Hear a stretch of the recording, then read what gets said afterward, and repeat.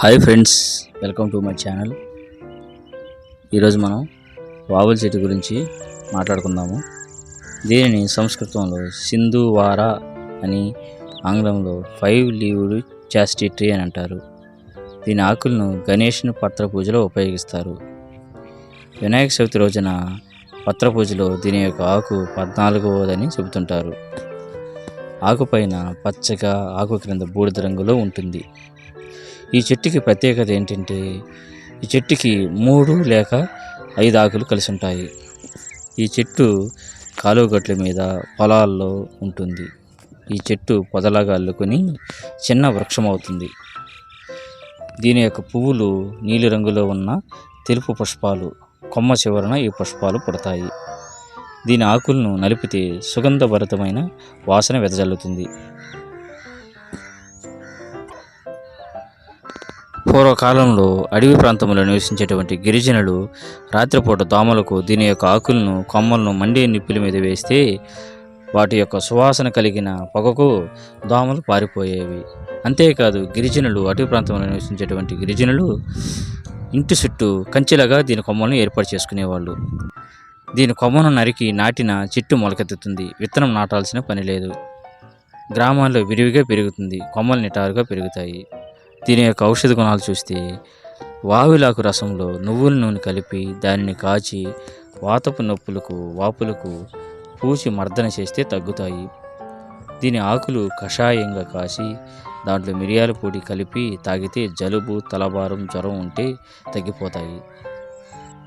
అదేవిధంగా వావిలాకులతో గుంటగలగరాకు, తులసాకు, వాము కలిపి మెత్తగా దంచి రసం తీసి ఇస్తే కీళ్ళ నొప్పులు తగ్గుతాయి.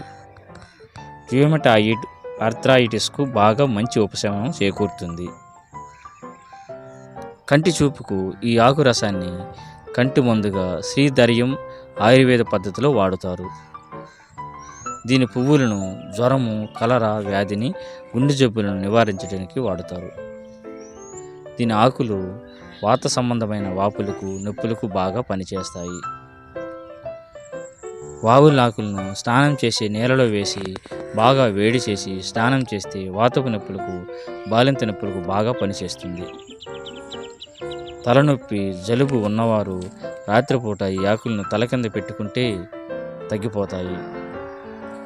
దీని యొక్క ఆకులు రసాన్ని పిల్లలకు వచ్చే మూర్ఛ వ్యాధులకు ముక్కులో వేస్తే ప్రథమ చికిత్సగా పనిచేస్తుంది. ఇది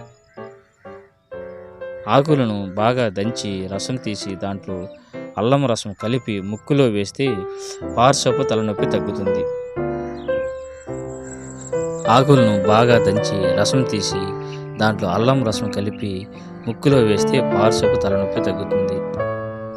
వావులాకులతో గాడిద గడపాకు, ఆముదాలాకులు, జిల్లేడాకులు, గుంటగలగరాకు, కుప్పింటాకు కలిపి బాగా దంచి రసం తీసి నువ్వుల నూనెలో బాగా కాసి కీళ్ళ నొప్పులకు, పైపోతగా పూస్తే మంచి ఫలితం ఉంటుంది. వ్యవసాయంలో వాడే కొడవలి పిడులకు దీని యొక్క కర్రను బాగా ఉపయోగిస్తారు. ఆకులను నీళ్ళల్లో మరిగించి ఆ ఆవిరిని పీల్చుకోవచ్చు. జలుబుకు మంచిగా పనిచేస్తుంది. అదేవిధంగా ఆకులను మెత్తగా పేస్ట్ చేసి నుదుటి మీద రాసుకుంటే తలనొప్పికి ఉపశమనం కలుగుతుంది. ఈ వీడియో నచ్చితే లైక్ చేయండి.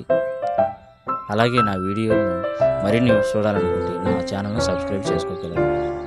Thank you.